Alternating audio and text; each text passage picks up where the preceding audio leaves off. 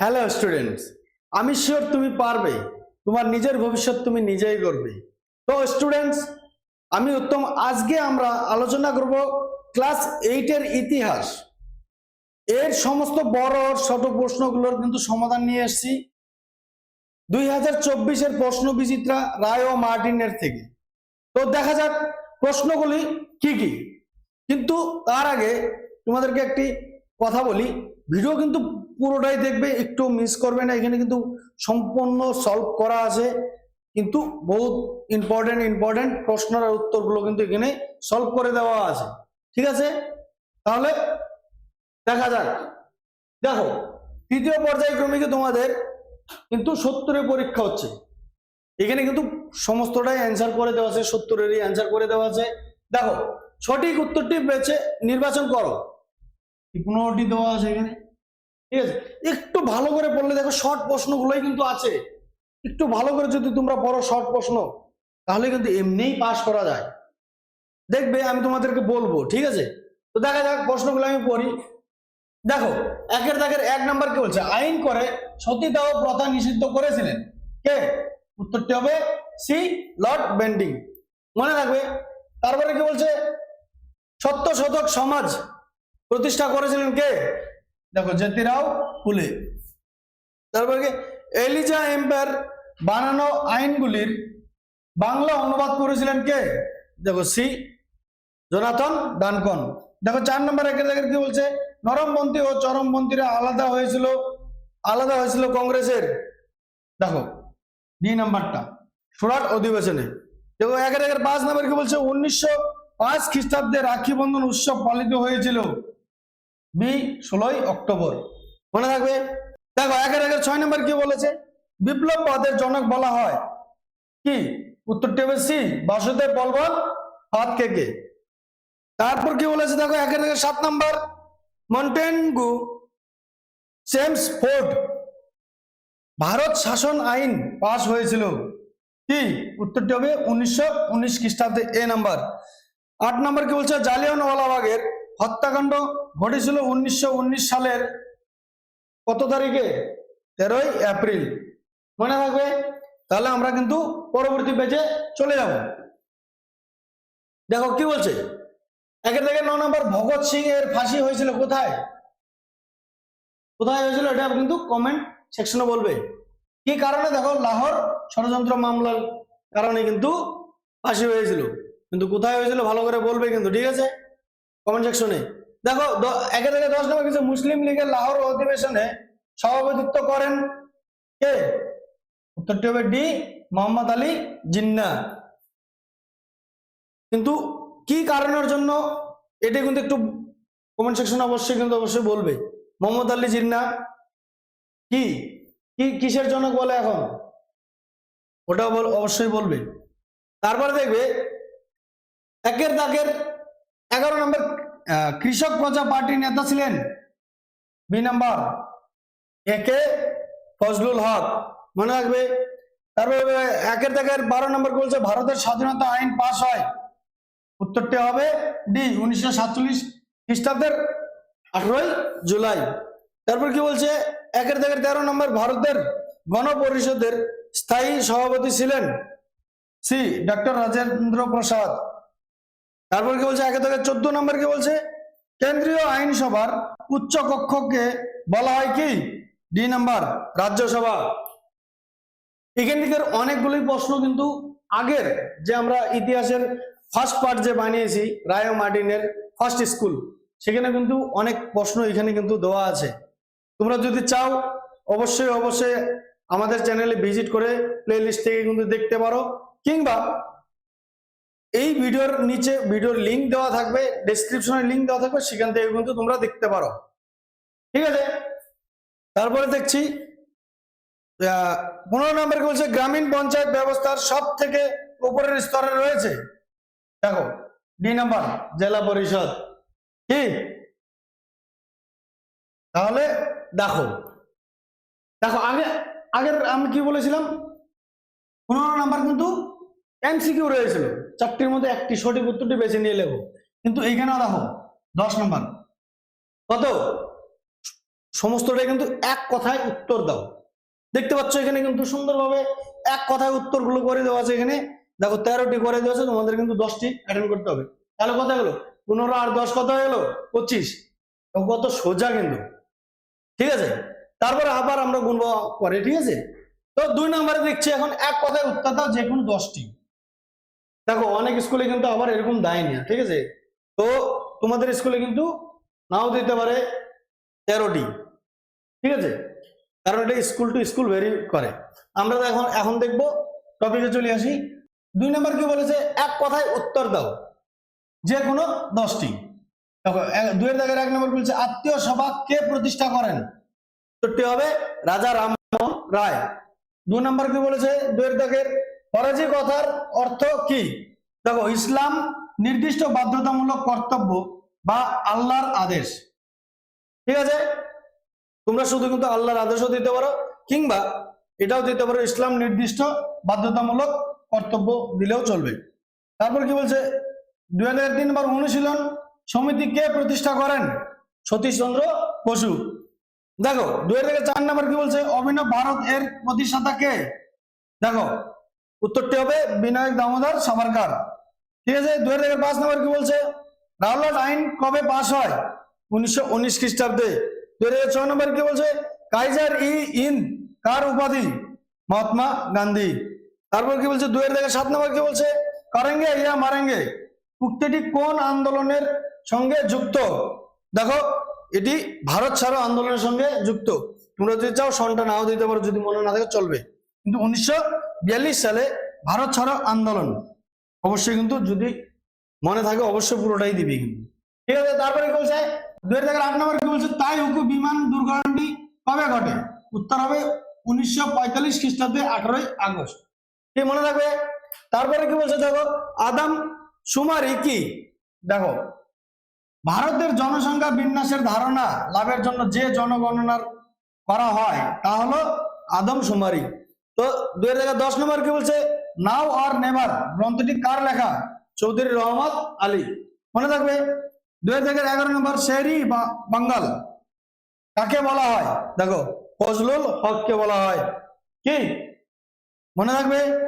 2012 নম্বর কি বলছে, ভারতের রাষ্ট্রপতি কত বছরের জন্য নির্বাচিত হন? 5 বছরের জন্য। এখনকার বর্তমান রাষ্ট্রপতি কে আছে আমাদের ভারতবর্ষে? অবশ্যই কিন্তু কমেন্ট সেকশনে লিখে দিবে কিন্তু, ঠিক আছে। দেখো 2013 নম্বর কি বলছে, পৌরসভার সদস্যদের কি বলা হয়? কাউন্সিলর, ঠিক আছে, মনে থাকবে। দেখো তোমরা যদি আমাদের এই পিডিএফটি নিতে চাও, এর জন্য একটি ছোট্ট শর্ত আছে, আমাদের চ্যানেলকে সাবস্ক্রাইব করে নিচে দেওয়া নাম্বারে অবশ্যই হোয়াটসঅ্যাপ করবে, কিংবা তোমরা যদি কেউ আমাদের এই কোচিং সেন্টারে ভর্তি হতে চাও, এটি একটি অফলাইন কোচিং সেন্টার, তোমরা অবশ্যই কিন্তু ভর্তি হতে পারো নিচে দেওয়া নাম্বারে কন্টাক্ট করে, এবং কি নিচে গুগল ফর্ম দেওয়া আছে, সেখানে তোমরা জানকারি কিন্তু নিতে পারো, ঠিক আছে। এর জন্য কোনো শর্ত নেই ইনকোয়ারি করার জন্য, কিন্তু হ্যাঁ পিডিএফটির জন্য একটি শর্ত, তোমাদের আমাদের চ্যানেলকে সাবস্ক্রাইব করবে, পাশে থাকা বেল আইকন অবশ্যই অলে প্রেস করবে, তাহলে আমাদের সমস্ত ভিডিওর আপডেটগুলো কিন্তু তোমরা পাবে, ঠিক আছে। আর বন্ধুদের সাথে অবশ্যই শেয়ার করবে, আর একটি সুন্দর কমেন্ট করবে, এতটুকু শর্ত। তার জন্য কিন্তু এই পিডিএফটি কিন্তু তোমরা পাবে, সমস্ত সলভ করে দেওয়া আছে। তাহলে আগে কি দেখছি আরো কি প্রশ্ন রয়েছে, ঠিক আছে। দেখো 3 নম্বর কি বলছে, সংক্ষিপ্ত উত্তর দাও যে কোনো 5টি। 2 নম্বরের প্রশ্ন এগুলো, ঠিক আছে। কিছু কিছু প্রশ্ন আছে কিন্তু এখান থেকে একটু বড় আছে, ঠিক আছে তোমাদের জন্য।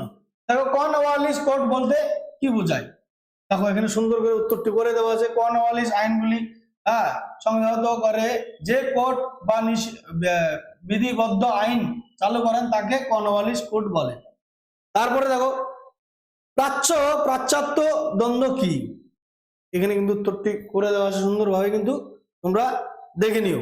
তারপর টিকা লেখো মহারানীর ঘোষণাপত্র, তোমরা কিন্তু বইয়ের মধ্যেও কিন্তু আছে, ভালো করে পড়ে নিতে পারো। মহারানীর ঘোষণাপত্র এখানেও করে দেওয়া আছে, ঠিক আছে। তো নেক্সটে চলে যাবো আমরা। 4 নম্বর কি বলছে, টিকা লেখো রেড ক্লিফ লাইন, এখানে সুন্দর করে পয়েন্ট দিয়ে কিন্তু করে দেওয়া আছে, ঠিক আছে? একটু দেখে নিও তোমরা ভালোভাবে। আর যদি পিডিএফ লাগে তো বললামই।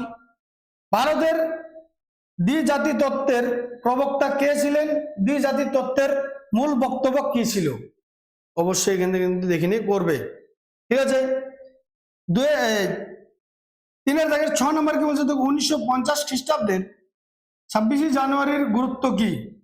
দেখো এখানে উত্তরটি করে দেওয়া আছে, ঠিক আছে? ভালো করে কিন্তু তোমরা কিন্তু অবশ্যই অবশ্যই পড়বে, মনে থাকবে।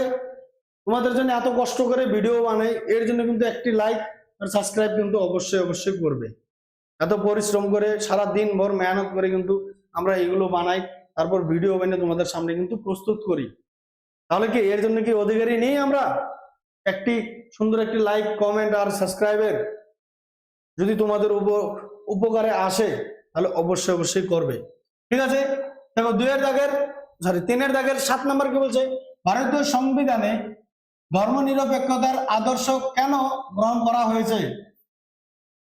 দেখো সুন্দর করে উত্তরটি করে দেওয়া আছে। নিম্নলিখিত প্রশ্নগুলির উত্তর দাও। 4-এর দাগে নিম্নলিখিত প্রশ্নগুলির উত্তর দাও। প্রতিটি প্রশ্নের মান 3, 5টি প্রশ্ন তোমাদের এখান থেকে করতে হবে। তাহলে দেখো করে দিচ্ছে এই প্রশ্নগুলো, উত্তরগুলো সুন্দর করে এখানে করে দিচ্ছে, তোমরা এখান থেকে টুকে নিতে পারো বা পিডিএফ নিতে পারো। নব্যবঙ্গ আন্দোলনের ব্যর্থতার যে কোনো 3টি কারণ উল্লেখ করো। দেখো এখানে কিন্তু উত্তরটি দেওয়া আছে, ঠিক আছে? আমরা চলে যাবো নেক্সট পেজে। দেখো কি বলছে? ইলবার্ট বিল কি? এই বিলের বিরুদ্ধে কারা আন্দোলন করেন? এখানে কিন্তু সুন্দর করে দেওয়া আছে ইলবার্ট বিল সম্বন্ধে। তারপর চলে যাব 4-এর দাগের 3 নম্বর, জাতীয় কংগ্রেসের সুরাট অধিবেশনের গুরুত্ব কি ছিল? দেখো এখানে সুন্দর করে দেওয়া আছে, ঠিক আছে? আমরা নেক্সটে চলে যাব। তো 4 নম্বর বলেছে দেখো টিকা লেখো জালিয়ানওয়ালাবাগের হত্যাকাণ্ড, ঠিক আছে? সুন্দর করে এখানে করে দেওয়া আছে। তারপর 5 নম্বর, 4-এর দাগের 5 নম্বর কি বলছে? মাস্টারদা সূর্য সেন কেন বিখ্যাত? দেখো এখানে কিন্তু সুন্দর করে দেওয়া আছে, ঠিক আছে? আমরা চলে যাব নেক্সট পেজে। ভিডিওটি একটু বড় হবে, এর জন্য কিন্তু তোমরা এই প্রশ্নগুলো কিন্তু অবশ্যই অবশ্যই দেখবে, ভিডিওটি কিন্তু স্কিপ করে দেখবে না, ঠিক আছে? তাহলে 5-এর দাগের কি বলছে? যে কোনো 4টি প্রশ্নের উত্তর দাও। দেখো প্রতিটি প্রশ্নের মান কত? 5 করে, কিন্তু 4-5 20 তোমাদের কিন্তু এখান থেকে থাকবে। রাজা রামমোহন রায়ের সমাজ সংস্কার আন্দোলন সম্পর্কে যা জানো লেখো। এখানে সুন্দর করে উত্তরগুলো কিন্তু পয়েন্ট টু পয়েন্ট করে দেওয়া আছে, দেখো, ঠিক আছে? তারপর কি বলছে? দেখো বঙ্গভঙ্গ বিরোধী আন্দোলন সম্পর্কে যা জানো লেখো। দেখো এখানে কিন্তু সুন্দর করে উত্তরগুলো করে দেওয়া আছে পয়েন্ট টু পয়েন্ট, একদম লাল কালার নীল কালার করে কিন্তু পয়েন্টগুলো বুঝিয়ে দেওয়া হয়েছে এখানে, ঠিক আছে? দেখো কি বলছে? 3-এর দাগে মহাত্মা গান্ধীর নেতৃত্বে পরিচালিত 3টি আঞ্চলিক আন্দোলনের পরিচয় দাও। দেখো এই উত্তরটি কিন্তু একটু বড় আছে, ঠিক আছে? কিন্তু খুবই গুরুত্বপূর্ণ প্রশ্নের উত্তর, ভালো করে দেখে নাও, ঠিক আছে? দেখো এখান থেকেও কিন্তু দেওয়া আছে, এই পর্যন্ত লিখবে, ঠিক আছে? গল্প আকারে, ইতিহাস গল্প আকারে কিন্তু করতে হবে, নিজের ভাষায় লেখো, এখান থেকে পড়ো ভালো করে। একটি প্রশ্নের উত্তর 4 বার 5 বার 10 বার যদি পড়ো তোমার মাথায় কিন্তু একদম ঢুকে যাবে প্রশ্নের উত্তর। তারপর তুমি নিজের ভাষায় লেখো, তাহলে কিন্তু ভালো করে মার্কস পেয়ে যাবে এটাতে।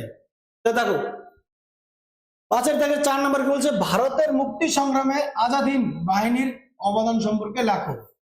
দেখো এখানে কিন্তু সুন্দর করে প্রশ্নের উত্তরটি করে দেওয়া আছে, ঠিক আছে? দেখো এখানেও 2টো পয়েন্ট দেওয়া আছে এই পৃষ্ঠাতে, ভালো করে দেখে নিবে। তারপরে সৈয়দ আহমদ খানের রাজনৈতিক দৃষ্টিভঙ্গি কিরূপ ছিল? এইখানে কিন্তু একদম ছোট করে দেওয়া আছে। দেখো ছোট ছোট পয়েন্ট করে দেওয়া আছে, মুখস্থ করতে কিন্তু তোমাদের খুবই সুবিধা হবে। খালি মুখস্থ করলে হবে না, সেটাকে কিন্তু বুঝতে হবে। দেখো বাজ এই পর্যন্ত করে নিবে, ঠিক? দেখো পরের প্রশ্ন কি বলছে? খিলাফত আন্দোলন কি ও কেন শুরু হয়েছিল? গান্ধীজি কেন এই আন্দোলনকে সমর্থন করেছিলেন? খিলাফত আন্দোলন সম্পর্কে এখানে দেওয়া আছে সুন্দর করে উত্তরগুলি, দেখে নাও, সুন্দর করে আছে, ঠিক আছে? রকম ভিডিও যদি তোমাদের আরো লাগে তাহলে অবশ্যই অবশ্যই আমাদের চ্যানেলকে ফলো করবে, ঠিক আছে। আর যদি তোমরা কেউ আমাদের সেন্টারে ভর্তি হতে চাও তাহলে অবশ্যই অবশ্যই আমাদের সাথে কন্টাক্ট করবে। তো সমস্ত প্রশ্নই সলভ করে দেওয়া হয়ে গেছে। এরপরে কিন্তু অন্য আরেকটি ভিডিওতে আমরা কিন্তু দেখা হচ্ছে। ততক্ষণের জন্য অল দ্য বেস্ট।